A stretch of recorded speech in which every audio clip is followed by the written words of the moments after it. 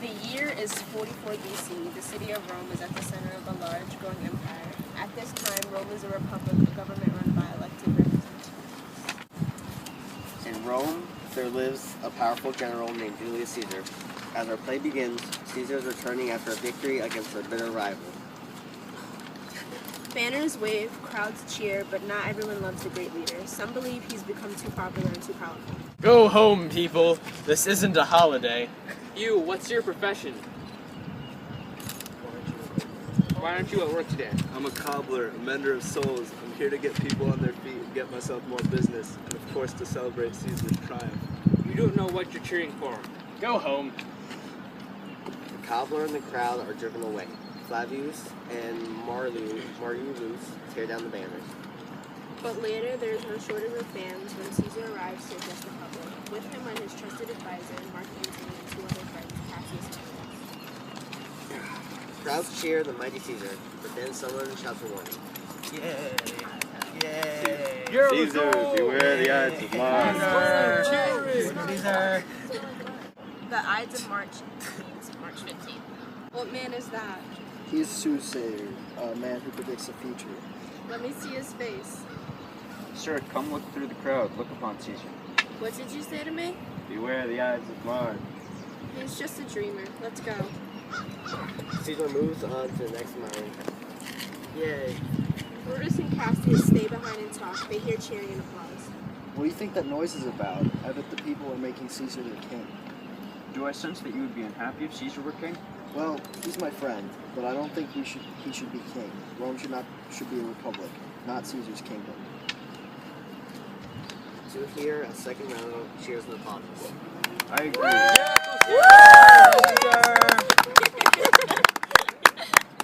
I agree. Why should Caesar be more powerful than you or me?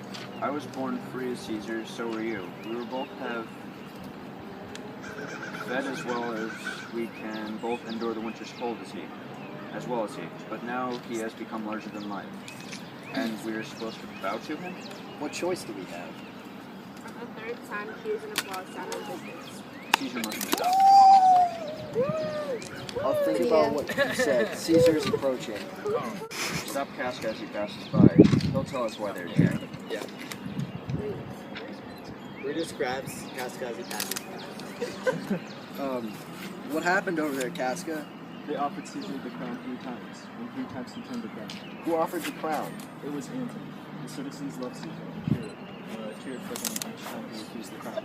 But if you ask me, the whole thing was staged. Caesar said no, so he wouldn't have power. Meanwhile, Caesar expresses to Antony that he has some fears. Antony, I do not trust Cassius. I feel he is angry. He has an angry look. He thinks too much. Such men are dangerous. Don't be afraid of him. He's not dangerous. He's a noble Roman. Later that night, Cassius meets Casca again. Have you heard? Tomorrow the senators plan to make Caesar king. I doubt he'll turn it down this time. He'll wear the crown. He will become a tyrant. I believe he must be struck down before the power is his. But look who I'm talking to. You're probably ready and willing to obey Caesar the king. I am not. I will kill the man before I bow to him, and I know others should feel the same. We have a deal then. Gather your friends and let's visit Brutus. We need him on our side. I think he is already leaning towards it. It is March 15th. Late that night, Brutus walks alone in his garden.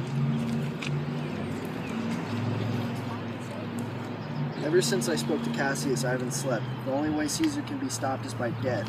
But is it right to kill him? He's my friend, and I have no personal reason to rebel against him. But I must think of the people of Rome.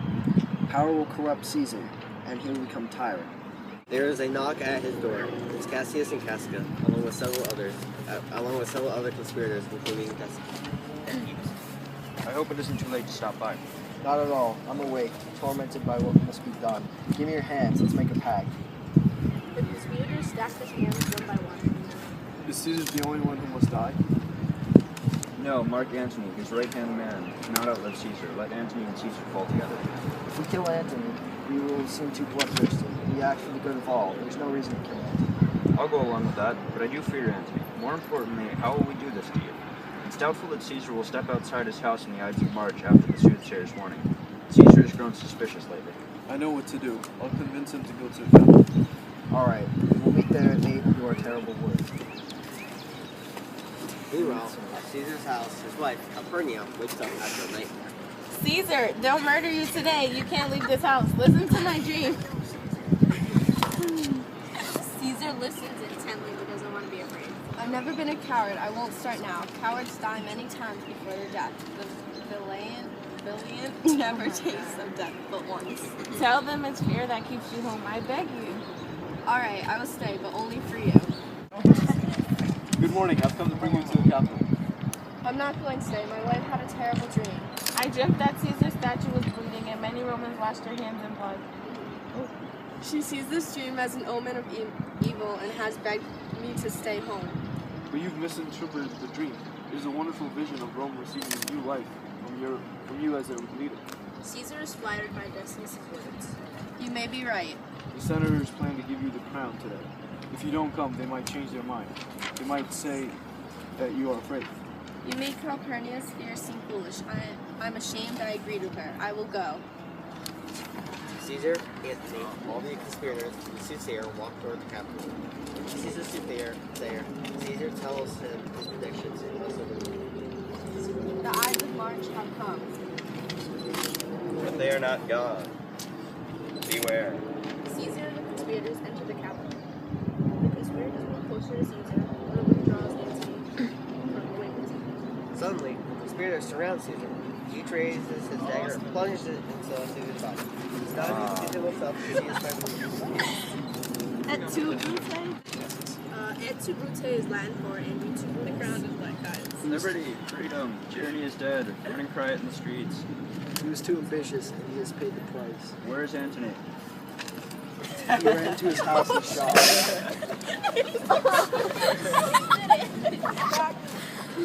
Antony returns to the Capitol and speaks to Brutus and Cassius.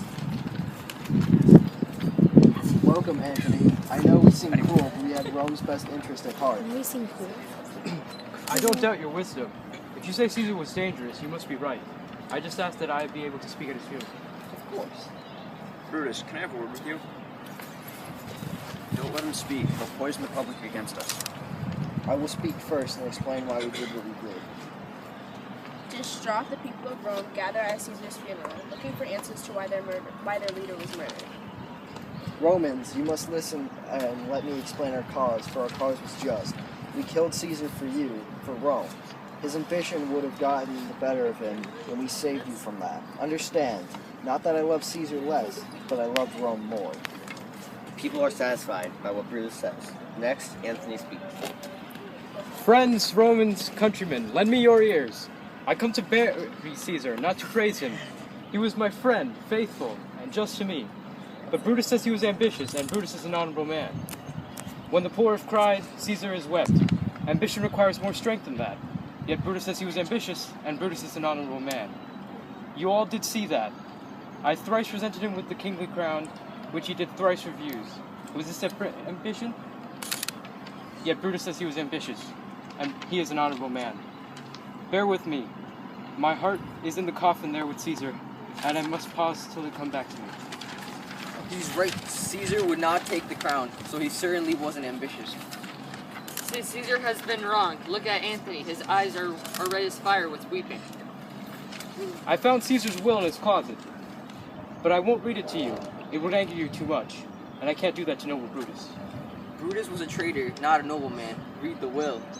They were villains, murderers. Read the will. Read the will. Reading.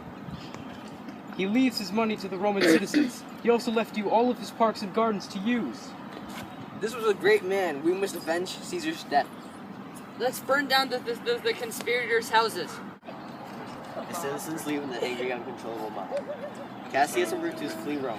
They plot to gain control of the Roman Empire, but the public is on Antony's side. Antony meets with Octavius, Caesar's son. Together they plan to defeat Brutus and Cassius and maintain control. Brutus and Cassius gather the troops. His war, 10 Brutus sees Caesar's buildings. It is I, Brutus. There we go. Why have you come? To actually tell you that you'll see me again in battle. The ghost disappears. Brutus and Cassius meet one last time before parting slightly different. We're sure to win, but what if we don't? Are you prepared to be a prisoner of Rome? Never. If we lose this battle, this will be the last time you'll ever see me. Farewell. I couldn't live as a prisoner either. Farewell, Brutus. Cassius's troops are quickly overwhelmed by Antony and Octavius's forces. Sure of defeat, Cassius turns to one of the soldiers and asks to be killed. Take my sword, the same sword that ran through Caesar and pierced my heart. Caesar, your death is avenged with the sword that killed you. Meanwhile, Brutus's troops are also overtaken. Brutus sees Caesar's ghost again. It is the final sign of his doom.